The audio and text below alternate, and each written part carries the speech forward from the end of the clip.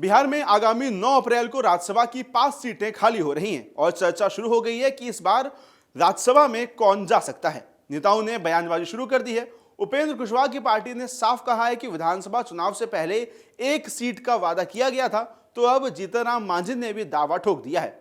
दरअसल हिंदुस्तान आवाम मोर्चा यानी हम का भी कहना है कि उन्हें भी राज्यसभा में इस बार एक सीट चाहिए। दरअसल शनिवार यानी 21 फरवरी को जीतन राम मांझी की पार्टी के प्रवक्ता राजेश कुमार ने इस बात पर प्रतिक्रिया दी है। उन्होंने कहा कि हमारी पार्टी के संरक्षक जीतन राम मांझी इस बात को शुरू से उठाते आए हैं।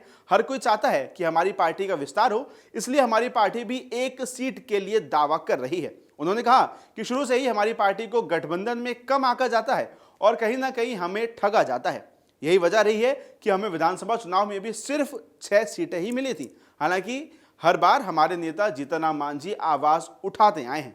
वहीं इसी के साथ इस पूरे मामले से इतर अब कहा जा रहा है कि 5 सीटों पर होने जा रहे चुनाव में एक सीट के लिए एनडीए में जबरदस्त खींचतान मची हुई है। भाजपा जेडीयू के हिस्से की 4 सीटों के बाद बच रही एक सीट के लिए एनडीए के तीनों छोटे सहयोगी यानी हम, आरएलएम और लोजपा आर ने दावा ठोक दिया है। हम और आरएलएम भाजपा को पुराना वादा याद दिला रहे हैं, जबकि लोजपा आर अपने 19 वोटों का हवाला देकर एक सीट पर दावा जता रही थी। लेकिन एनडीए में बढ़ती इस प्रेशर पॉलिटिक्स के बाद चिराग पासवान ने अब यूटर्न ले लिया है। उन्होंने ऐलान किया कि मेरी मां रीना पासवान को राजनीति में कोई विशेष दिलचस्पी नहीं है, वो राज्यसभा सांसद नहीं बनने जा रही हैं। वहीं जिसके बाद कहा जा रहा है कि चिराग पासवान का यह बयान राष्ट्रीय लोक मोर्चा यानी आरएलएम प्रमुख उपेंद्र कुशवाहा के लिए काफी राहत की बात है।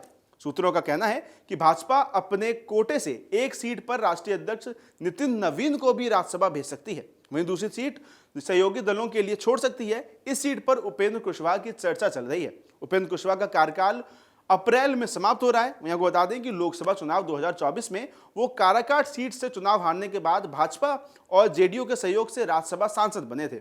लोकसभा चुनाव में अपनी हार के लिए वो बीजेपी को ही लगातार जिम्मेदार ठहराते रहे। इसके बाद उन्हें राज्यसभा भेजा गया। वहीं पिछले साल हुए बिहार विधानसभा चुनाव में भी वो टिकट बंटवारे को लेकर काफी नाराज हुए थे।